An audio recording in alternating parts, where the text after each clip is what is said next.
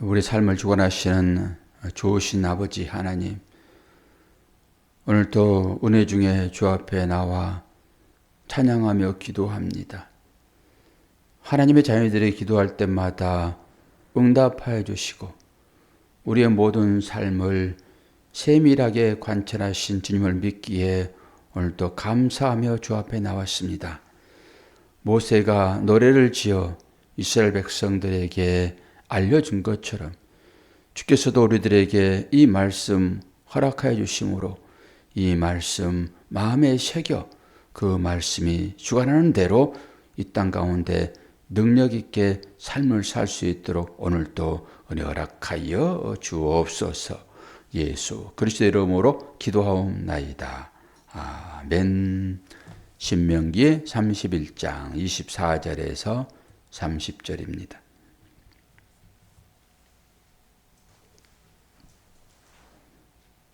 신명기서 31장 24절에서 30절.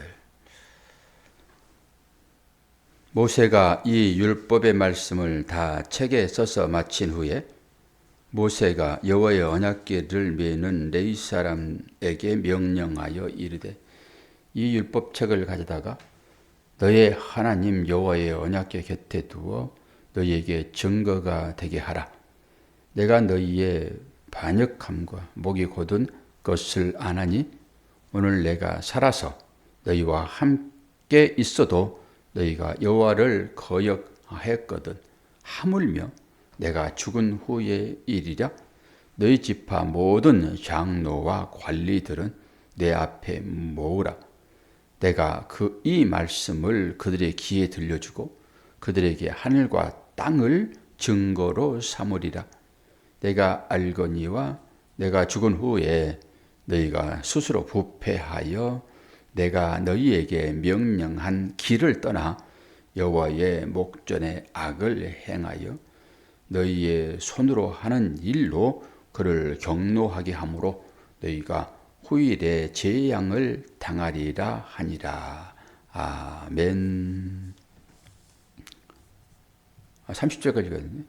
그리고 모세가 이스라엘 총회에 이 노래의 말씀을 끝까지 읽어 들리니라. 아멘. 그래서 제가 모세의 율법과 모세의 노래 그렇게 제목을 단 것입니다. 어제도 모세가 왜 이 노래를 지어가지고 이스라엘 백성들에게 주었는지, 노래는 사실 있지 않잖아요. 노래는 흥얼거리게 되어 있어서 이 노래를 지었습니다.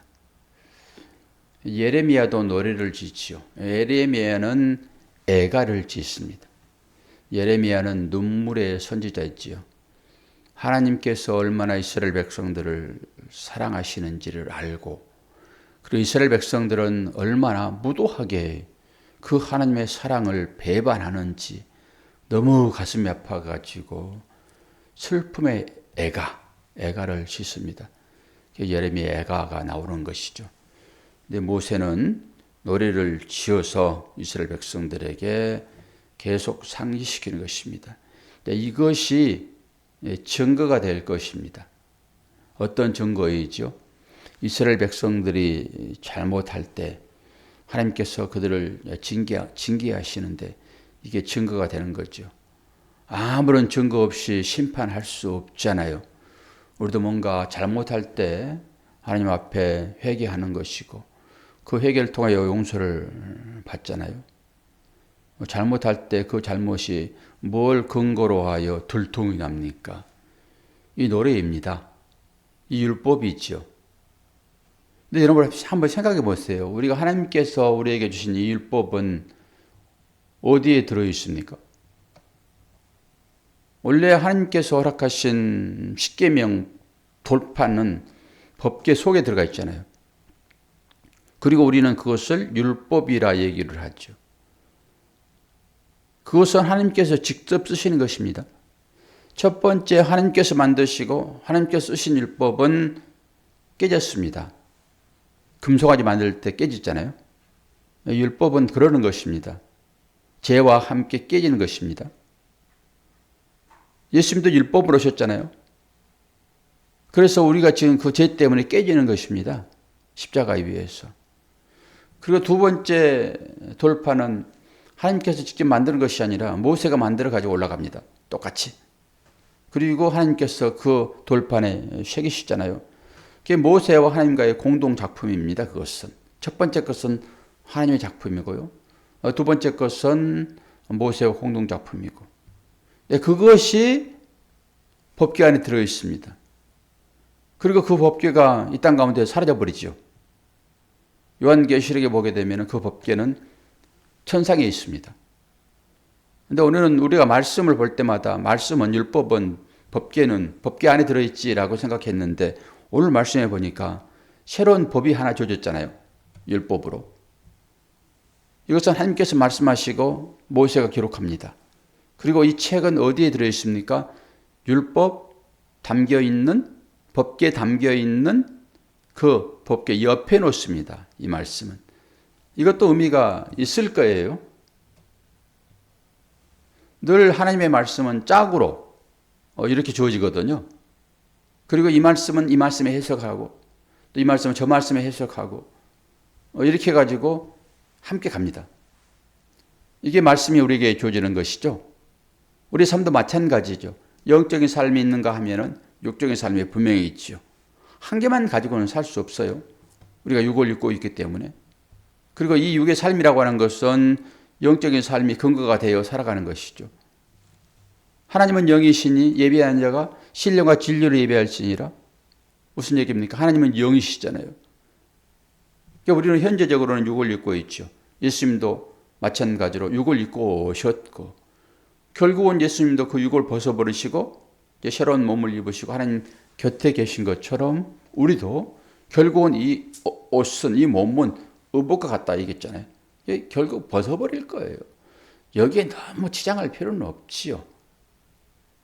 그러니까 이것은 한시적인 것이니까 결국 우리는 새로운 몸을 입고 영원히 하나님 앞에서 살아갈 것인데 육을 입고 있는 한도 내에서는 우리가 이 율법이 우리에게 주시는 그 의미를 깨닫고 이 율법이 요구하는 삶을 살아야 됩니다. 왜 율법을 줄까요? 사람이 악하기 때문에. 악한 것인데도 불구하고 자기가 무슨 일을 하는지를 모르는 거죠, 인간들이. 그래서 주는 거예요, 이거. 근거로 사무라고. 네가 이러한 일을 하면은 이러한 벌을 받을 거야라고 하는 규정이 필요하잖아요. 이게 율법이 이제 규정인 것이잖아요. 이스라엘 백성들이 죄를 짓지 않는 백성을 하게 되면은 율법을 줄 필요가 없지요. 죄를 짓지 않는데 무슨 율법이 필요합니까? 행위를 뭘로 드러냅니까? 율법을 통해서 확인하는 길밖에 없지요. 그래서 규칙이 필요한 거예요. 규칙은 개인적인 삶에도 필요하고요. 공동체로 교회 내에서도 규칙이 필요하고 그걸 해칙이라 얘기도 합니다. 가정에서도 마찬가지죠. 가정에서도 뭘 적어놓고 하지는 않지만은 묵시적인 규칙들이 있잖아요. 이러이러한 것은 서로 삼가해야 됩니다라고 하는. 그래야 가정에 평화가 있죠. 그런데 그 규칙들을 정해놓지 않으면은 혼란스럽습니다. 내가 어떤 삶을 살고 있는지 나를 분별할 수가 없지요. 그렇기 때문에 이 율법을 주는 것입니다. 그리고 이제 법궤 옆에 두고 그리고 이것을 증거로 삼아서 너희들은 노래를 부르듯이 이 말씀을 묵상하고 너희 삶을 비춰보아라. 그리고 내가 너희들을 징계할 텐데 뭘 근거로 내가 징계할까? 이런 거잖아요. 말씀을 주지 않았다 하게 되면은 하나님도 징계할 방법이 없죠. 뭘 통해서 징계할 거예요? 뭐 얘기를 했어야지요. 그냥 느닷없이 와가지고 너 잘못했어라고 해버립니까? 그럴 수는 없잖아요. 그래서 우리에게 법전이 있는 것이고요. 그런 것입니다. 근데 왜 이 율법을 줬을까요? 이스라엘 백성들이 악하기 때문에 그래요. 악하기 때문에. 자, 26절 볼까요? 이 율법책을 가져다가 너희 여호와의 언약궤 곁에 두라 너희에게 증거가 되리라. 그리고 요한복음 5장 45절에 보게 되면은 내가 너희를 아버지께 고발할까 생각하지 말라. 너희를 고발하는 이가 있으니 곧 너희가 바라는 모세니라. 이스라엘 백성들은 모세를 신격화했어요. 모세를. 누가 고발한다고 얘기합니까? 모세라고 얘기를 하는 것이죠. 오늘 이 율법책이에요. 이게 고발하는 것입니다. 이걸 누가 기록했습니까? 모세가 기록했잖아요. 그래서 요한복음에서 그렇게 얘기를 하는 거예요. 내가 너희를 고발하는 것이 아니라 모세가 너희를 고발한다. 다른 말로 모세가 하나님께서 써주신 그 말씀, 기록된 그 말씀, 모세 것이잖아요. 그래서 이 율법이 너희들의 잘못을 고발하는 것이지 내가 너희들을 고발하는 게 아니야. 이런 말씀이 있죠. 왜 그렇습니까? 이스라엘 백성들은 기본적으로 출애굽기 32장 9절 보면은 목이 곧은 백성이라고 얘기를 합니다. 목이 곧은 백성이요. 근데 하나님께서는 왜 목이 곧은 이스라엘 백성들을 구하셨지? 왜 그들을 선민이라는 이름으로 구원해주셨을까? 그런데 그 이스라엘은 누구를 대표합니까? 저와 여러분을 대표하잖아요. 모든 구원받을 인류를 대신하는 것입니다. 이게 우리가 그렇다라고 하는 거잖아요. 왜 그렇습니까? 아담의 후손들이기 때문에 그래요. 근데 우리가 어떻게 해서 구원받습니까? 하나님의 언약에 의해서 구원을 받게 되죠. 그리고 결국은 이들이 가나안 땅에 들어가 가지고 뭐 합니까? 가나안의 문화 가운데 흡수되어 버리잖아요. 이스라엘 백성들이 430년 동안에 애굽에 살면서 어떤 삶을 살았을까요? 딱 애굽의 삶이죠. 한 달만 여러분 신앙생활을 안 해보십시오. 세상 사람 됩니다. 거의. 우리는 기본적으로 그래요. 육신이 약하다고 하면서 저 뒤에 분 새벽기도 좀 못 나오시잖아요. 물론 힘들 때는 그럴 수 있어요. 근데 매일 그렇게 죽도록 힘듭니까? 그러지 않잖아요. 그럼에도 불구하고 이게 새벽기도는 정말로 습관처럼 이렇게 돼야 되거든요. 조금 풀어놓으면 있죠. 내 몸이 거기에 반응해버리는 것입니다. 이게 육의 약함이에요. 그래서 우리는 영으로 내 육을 다스려야 돼요. 영으로.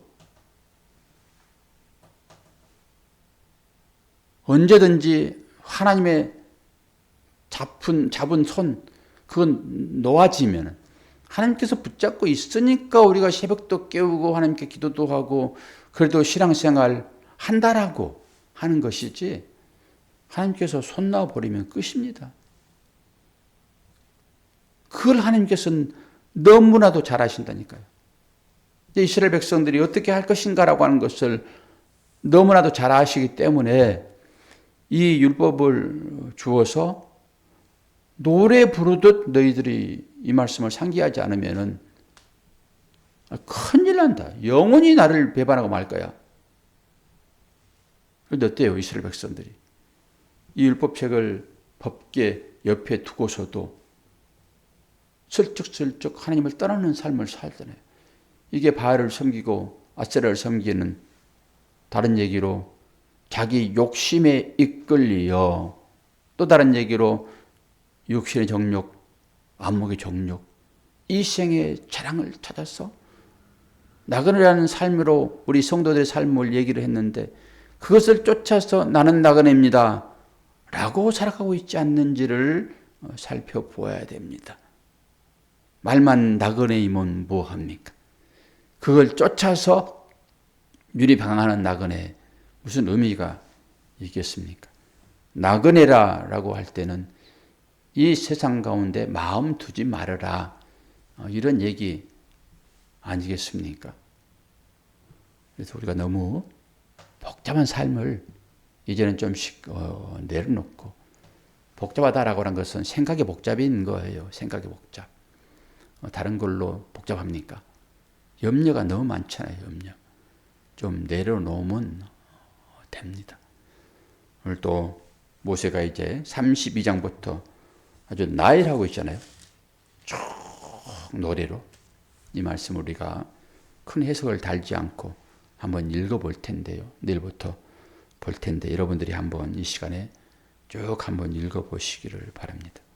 오늘 또 석가탄신을 이래가지고 일반 사람들은 또 쉬는데 그렇지 않고 일하시는 분들도 계시잖아요. 어쨌든 간에 공휴일이라는 이름으로 우리에게 주셨으니까 육의 쉼도 이런 날 조금 찾으시기를 바랍니다. 이제 기도하겠습니다.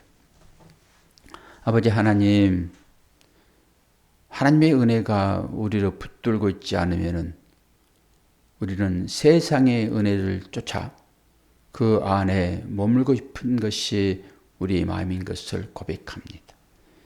이 율법을 주셨고 이것을 노래로 지어 모세는 이스라엘 백성들에게 이 율법을 줍니다. 우리에게도 똑같이 말씀을 주셨고 이 말씀의 의미를 깨달을 때 과연 우리는 하나님의 자녀인 것을 고백하지 아니할 수 없습니다. 오늘도 하나님의 은혜가 우리를 장악하여 이렇게 새벽을 깨우게 하셨사오니 이 시간 주 앞에 기도할 때 하나님의 따뜻함이 느껴지는 복된 시간 될 수 있도록 은혜 허락하여 주옵소서.